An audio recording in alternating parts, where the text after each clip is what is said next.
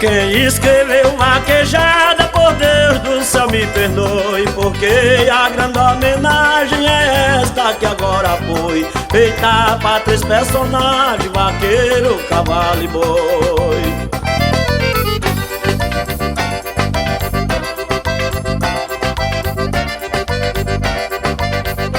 O cavalo é um escravo, o vaqueiro um detetive, o boi é sujeito aos dois, correndo os três no declive. Três vivos que vivem vida que outro vivo não vive.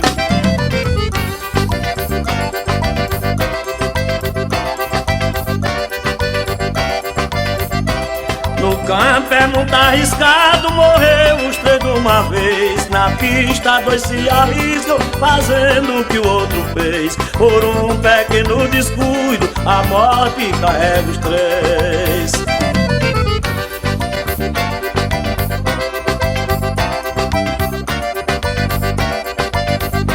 Caiu o boi, caiu o cavalo, por último caiu o vaqueiro. O cavalo é o segundo, o vaqueiro é o terceiro, que cai em cima do rato, os dois fizeram primeiro.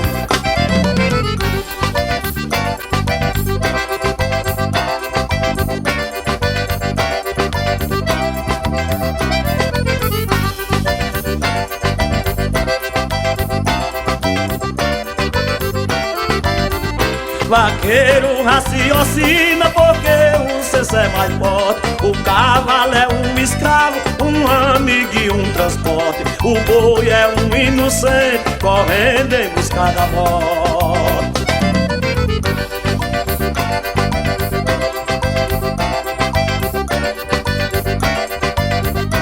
No campo, na vaquejada, o boi se espanta primeiro. O cavalo empurra a pata na boca de um formigueiro. Se engancha, quebra o pescoço, mas não maltrata um vaqueiro.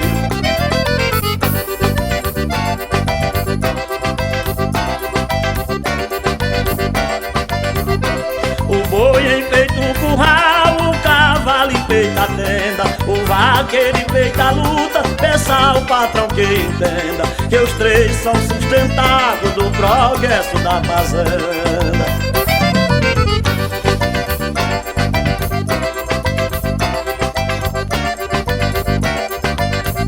Se o patrão entendesse a pancada do badalo, faria três obeliscos no mais retumbante embalo, homenageando o boi, o vaqueiro e o cavalo.